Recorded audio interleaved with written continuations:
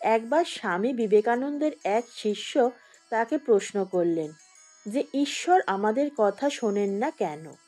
এই বিষয়ে বোঝাবার জন্যে স্বামীজি একটি খুব সুন্দর গল্প তাকে বললেন। সেই গল্পটি ছিল এইরূপ: এক রাজা একবার বনে শিকার করতে গিয়েছিলেন। তিনি পথ হারিয়ে এক সন্ন্যাসীর কুঠিরের সামনে এসে হাজির হন। রাজা সন্ন্যাসীকে ধ্যানরত অবস্থায় দেখে খুবই সন্তুষ্ট হন।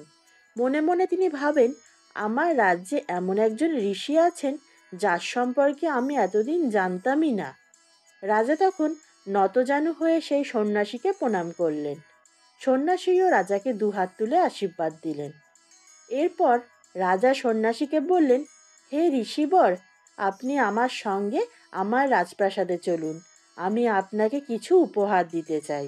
রাজার কথা শুনে সন্ন্যাসী হাসলেন এবং বললেন, আমার আবার উপহারের কি প্রয়োজন? আমি এখানে বসে ইষ্টদেবের ধ্যান করি, জঙ্গলের ফলমূল খাই আর ওই ঝর্ণার জল গ্রহণ করি। আমি উপহার নিয়ে কি করব? সন্ন্যাসীর কথা শুনে রাজা সন্তুষ্ট হতে পারলেন না। তাকে বারে বারে অনুরোধ করতে লাগলেন। অবশেষে সন্ন্যাসী রাজি হলেন।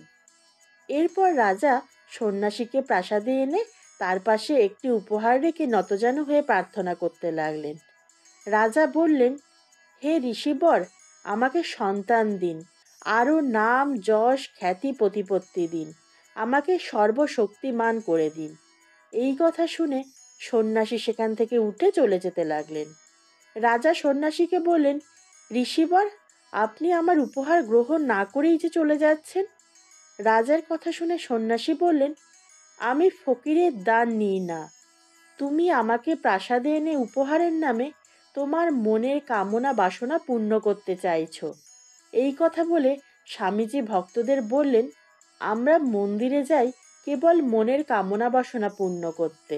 কেউ আমরা ভগবানকে ভালোবেসে যাই না, অথচ ভগবানের কাছে ভালোবাসা পাওয়ার আশা করি। ভালোবাসার বিনিময়ে ভালোবাসাই চাওয়া উচিত, কিন্তু আমরা তা না করে নিজ নিজ স্বার্থ চরিতার্থ করার জন্যে কত ভোগ, কত দান, কত অর্থ দিয়ে মন্দিরে প্রবেশ করি। আসলে এর পিছনে ঈশ্বরকে জানা বা ঈশ্বরকে ভালোবাসা আমাদের উদ্দেশ্য নয়।